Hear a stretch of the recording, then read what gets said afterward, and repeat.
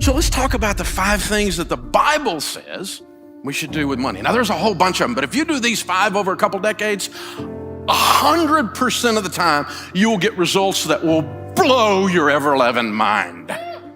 100% of the time. Because let me just tell you, if you plant corn, don't be shocked if corn grows. As ye sow, so shall you reap. If you plant nothing and wait on the government, don't be surprised if you have mud. This is how it works. You are in charge of planting, and this is how we do it. The first thing is you get on a written plan. We call it a budget in the financial world. Don't build a tower without first counting the cost, lest you get halfway up and you're unable to finish, and all who see you begin to mock you and say, this man began to build and was unable to finish. Don't build a tower without first counting the cost. My friend Zig Ziglar used to say, if you aim at nothing, you will hit it every time. My friend John Maxwell says, a budget is people telling their money what to do instead of wondering where it went. Winning is an intentional act. When the Super Bowl is over and the little reporter runs over and says, how did you win? The guy never goes, I don't know. I just got off the bus and this thing happened. Getting to the Super Bowl is an intentional act over decades of developing your skill. No one accidentally grows a bumper crop unless it's weeds. No one. Write it down. This is my plan. I'm going to take care of my own household first, and we're going to live this plan out, and we're going to do this thing. It changes everything. The second thing is you need to get out of debt. Now, we knew Dave Ramsey was going to say this. That's a fairly predictable thing coming out of my mouth. But here's the deal. The borrower really is slave to the lender. The rich rules over the poor, and the borrower is slave to the lender. I've experienced that. I lost everything because I let other people have control over my life. You know what that's called? A master. Well, Dave, I don't know if I agree with all your theories about debt. It's America. You have the right to be wrong. My old pastor used to say, a man with an experience is not at the mercy of a man with an opinion. I've led more people out of debt and into wealth than anybody breathing on the planet today. And I'm not bragging. I just showed them how to do it. And so we're going to get out of debt because it's no fun trying to be married like this, right? This is crazy, you guys. We're walking through our lives where all the money comes in, all the money goes out, and only the names are changed to protect the innocent. We make tons of money and we have none, and we can't figure out why. I know why. You gave it all to a financial system that's designed to take it from you. You surrendered it. And we've got to stop. So I quit borrowing money, period, for anything, for any reason. And this weird thing happened when I didn't have any payments and I made an income. I had money. It was so strange. And then when I got money and I bought an asset that created income that I paid cash for, I got to keep all that. There was no payment, except for what the government takes, but I mean, there was no payment. It was an amazing experience. And the first few years were tough because, there's stuff I wanted to do and I didn't have the money. And I had to learn this magic ancient word called no. Most people don't know this word. You press your tongue towards the roof of your mouth, you release air. No. It's tough. So, what I did was we got the scissors out and we said, no more. I'm not going to play you guys' game anymore. You don't have any credit cards? No, not for 38 years. Well, 30 years. That's when I went bankrupt. They wouldn't give me one at first. And then later after they would give me, I didn't want it because I had learned this stuff from the Bible. And this is my wallet. Green president's faces, 4 pieces of plastic, my debit card on my business, my debit card for my home, my driver's license, and my handgun carry permit. I had a guy call me on the radio and he's like, you're gonna kill me. My truck payment. I said, how much is your truck payment? $763. You have a $700 truck payment? Yeah. I said, how much is your house payment? I live in a double wide, $550. I said, dude, if your truck payment is bigger than your house payment, you might be a redneck. The borrower is slave to the lender. You gotta sell that truck, dude. It owns you. You don't own it. It sounded good at the time.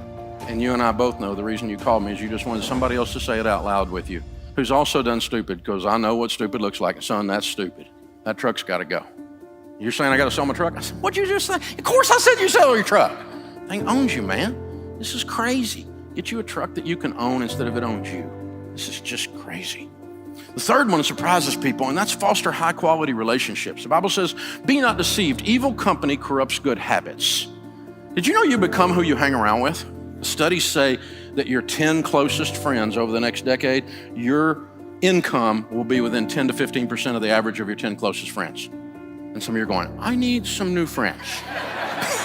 Well, maybe.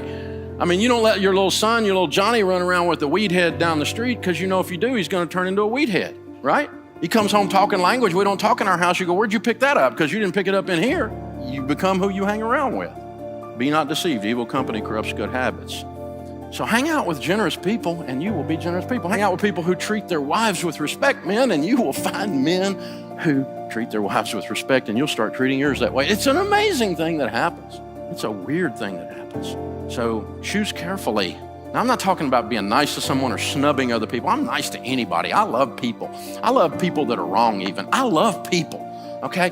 But I'm talking about my crew, the men in my life that shape my language, the men in my life that impact my spiritual walk, my generosity, my thinking in business, and my acumen.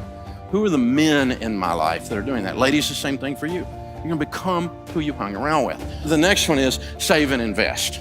See, if you don't have any payments and you got a plan, the first thing you're gonna wanna do is save and invest, because in the house of the wise are stores of choice food and oil, and the rest of that proverb says, and a foolish man devours all he has.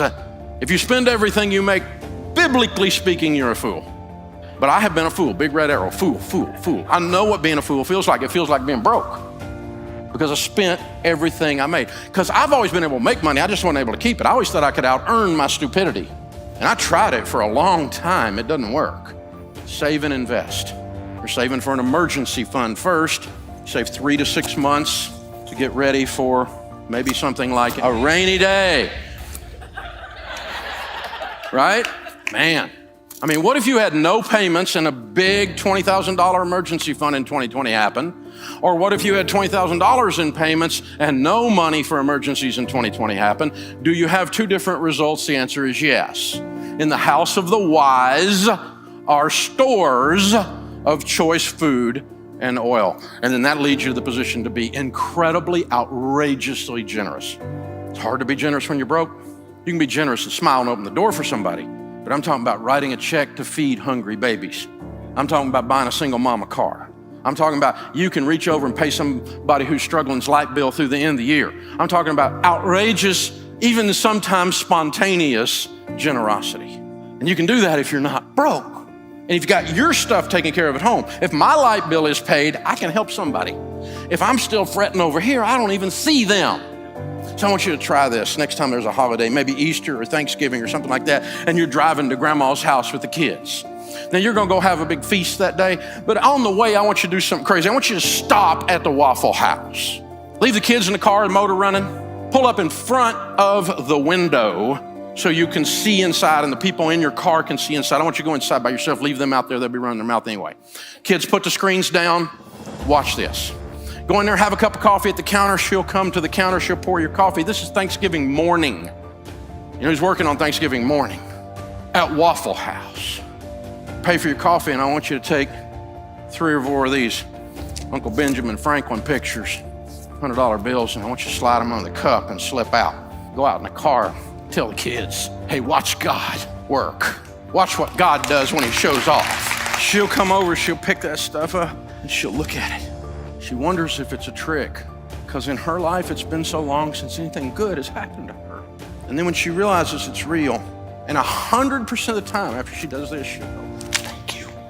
And then she looks one more time, and she realizes no one's looking, and she has no idea there's a family with a 6-year-old sitting in a van watching her inside, whose dad or mom just pulled this idea off. And the 6-year-old's life is being permanently changed while he watches this. Then she goes into and does a Snoopy dance, because that's the whole difference in her month. Now, I want you to go spend $300 with your spouse on a really nice night out and enjoy yourself. I want you to learn to enjoy money, but I dare you to have more fun with $300 than that.